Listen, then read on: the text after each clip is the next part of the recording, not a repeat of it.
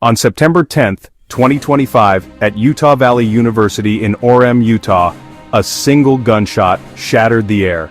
Conservative activist Charlie Kirk, one of the most influential voices of America's young right-wing movement, collapsed from his chair. The bullet had struck him in the neck. Within hours, America learned the news.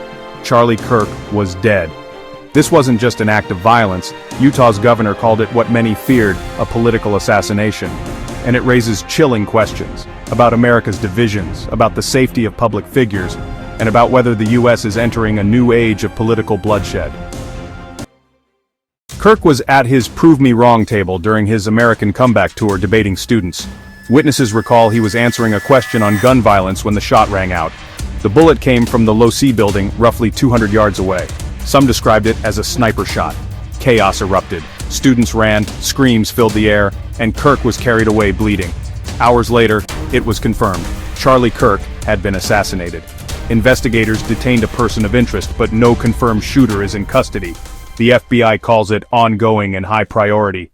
Charlie Kirk wasn't a regular speaker. He was founder of Turning Point USA, one of the most powerful conservative youth organizations, a frequent guest on Fox News podcasts and conservative conferences, a provocateur who thrived on debate, often clashing on issues like immigration, transgender rights, and gun control.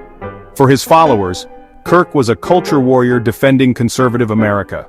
For his critics, he was a symbol of division and radicalization. That made him a symbolic target, not just a man but a movement.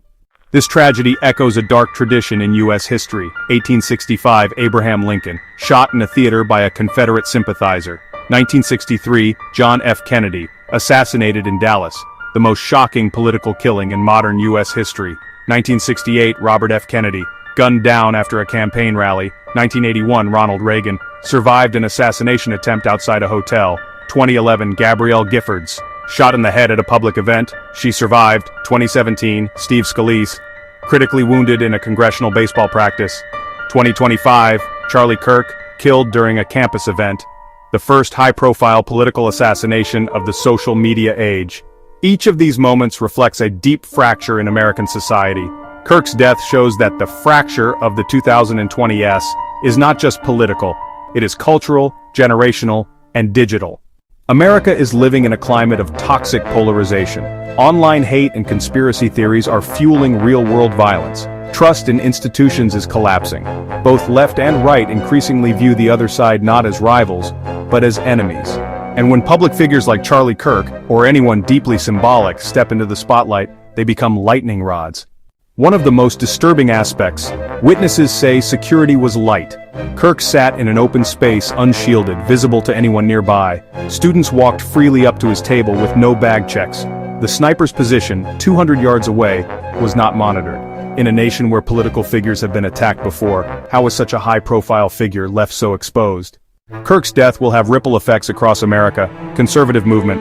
Turning Point USA may radicalize further, framing Kirk as a martyr. His death could inspire a wave of activism or retaliation. American politics. Expect heated debates on gun laws, political extremism, and campus security. Both parties may weaponize this tragedy, one side calling it the failure of liberal intolerance, the other blaming radical rhetoric. Public discourse. More public figures may retreat behind closed doors, fearing assassination.